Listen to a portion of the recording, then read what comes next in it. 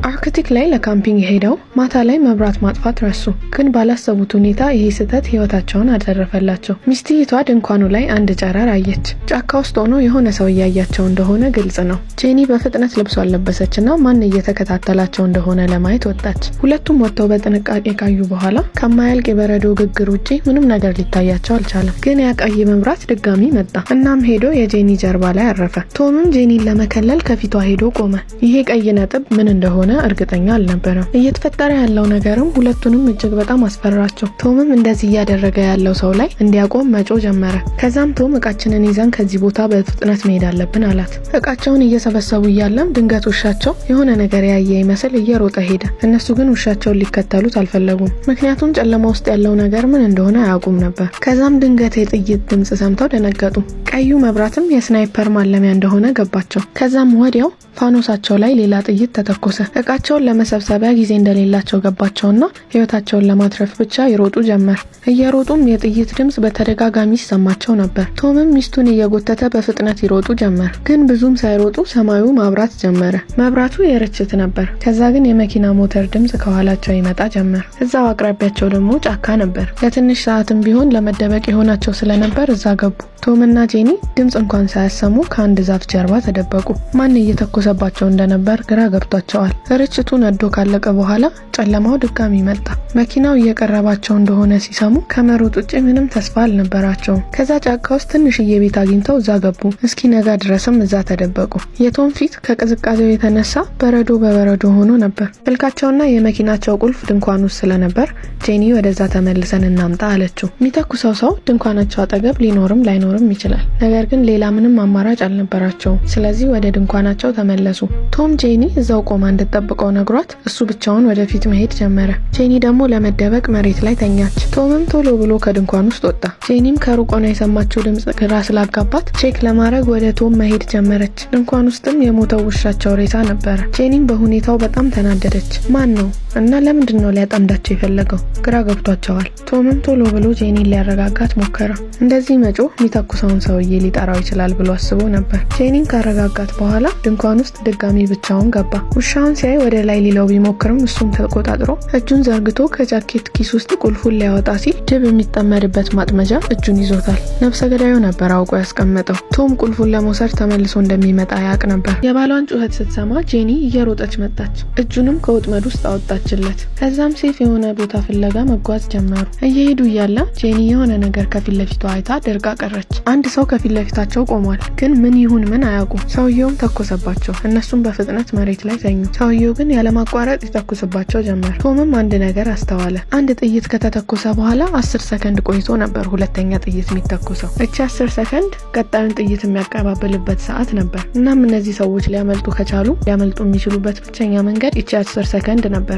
ቶም ሐሳቡን ለጄኒ ከነገራት በኋላ ልክ አንድ ሲተኮስ ተነስተው ይሮጣሉ። ግን ብዙ ሳይሄዱ ቶም ተተኮሰበት። ጄኒ ደግሞ ይሄን አላስተዋለችም ነበር እና መሮጧን አላቆመችም። ቶም ጭራሽ መንቀሳቀስ አልቻለም። ሲተኩስባቸው የነበረውም ሰውዬ ወደ ቶም መቅረብ ጀመረ። ቶም ህመሙን ዋጥ አድርጎ ወደ ጫካ ውስጥ መሮጥ ጀመረ። ትንሽ ቆይቶም ጄኒ ባሏ ከኋላዋ እንደሌለ አስተዋለች። ምን እንደምታደርግ ማሰብ ስትጀምር የቆመችበት በረዶ መሰነጣጠቅ ጀመረ። ቶምም እዛው በረዶ ላይ እየሮጠ ነበር። እናም ከስሩ ያለው በረዶ እየተሰነጣጠቀ እንደነበር አላስተዋለም።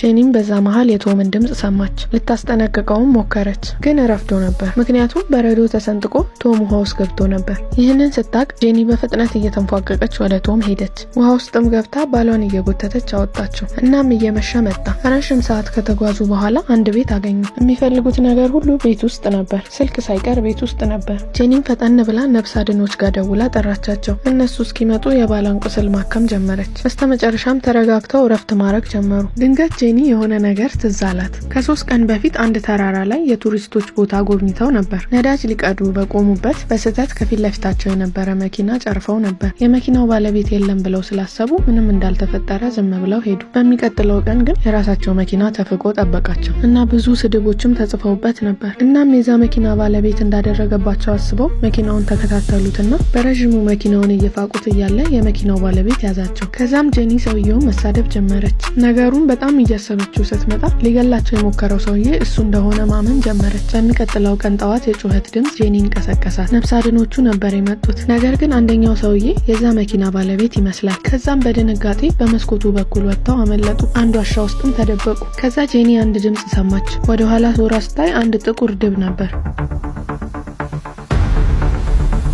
ከፊት ለፊታቸው ነብሰ ገዳይ፣ ከኋላቸው ደግሞ ድብ ገጠማቸው። እናም የመኪናው ሹፌር እየቀረባቸው ሲመጣ ጄኒ ይዛው የነበረው ርችት ሰውየው ላይ ተኮሰችው። ይህን አጋጣሚ ተጠቅመውም በፍጥነት ከዋሻ ውስጥ ወጡ። ቶም ግን ጤንነቱ ጥሩ ሁኔታ ላይ ስላልነበር ብዙ መጓዝ አልቻለም። እናም በመሃል ድንገት ራሱን ስቶ ወደቀ። በጄኒ እርዳታም እንደምንም ብሎ ከጫካ ውስጥ ወጣ። ቶም ከዚህ በላይ መሄድ አልችልም ብሎ ወደቀ። ጄኒ ሌላ አማራጭ ስላልነበራት የሚረዳቸው ሰው ፍለጋ ብቻዋን ሄደች። ግን ማንንም አላገኘችም ነበር። ግን በድንገት የዛ መኪና ባለቤት ወንድም ከኋላ መጣባት። ጄኒ ፍርሃቷን ልትደብቀው አልቻለችም። ሰውየውን መሸሽ ጀመረች። ቶምም ከኋላ ድንገት መጥቶ ሰውየውን በድንጋይ መጥቶ ጣለው። ከዛም ወደ ሰውየውን ጋር እየነዱ ወደ አንድ ቤት ሄዱ። ቤት ውስጥ ሰው እንደሚኖርበት ያስታውቃል። ጄኒ ቤቱን ማየት ጀመረች፣ ግን ማንንም አላገኘችም። ቶምን ወንበር ላይ አስቀመጠችው። ከዛ የቤቱ ባለቤት ድምጽ ሰምቶ ከላይ መጣ። ቶም ያለበትን ሁኔታ ሲያይ ሰውየው ሆስፒታል ለመደወል ሄደ። ጄኒ የተረፉ መስሏት ነበር። ቶምን እያበረታታችው ካጠገቡ ነበረች።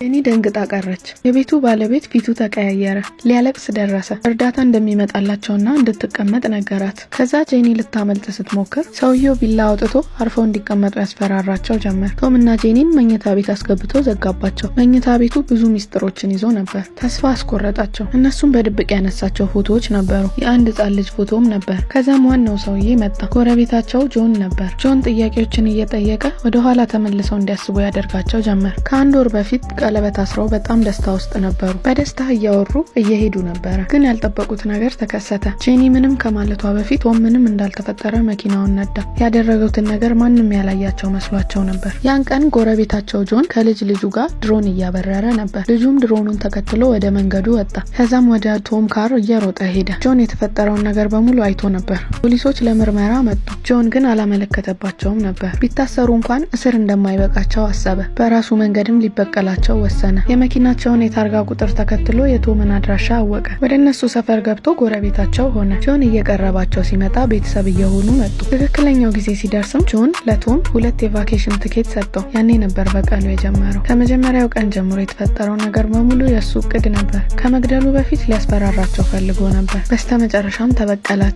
ጄኒን ገሏት፣ ቶምን ብቻውን ተወው። ሚስቱን በማጣት ስቃይ ውስጥ እንዲኖር ፈርዶበት ነበር እሷን ብቻ ይገደላት። ፊልማችን በዚህ ያበቃል።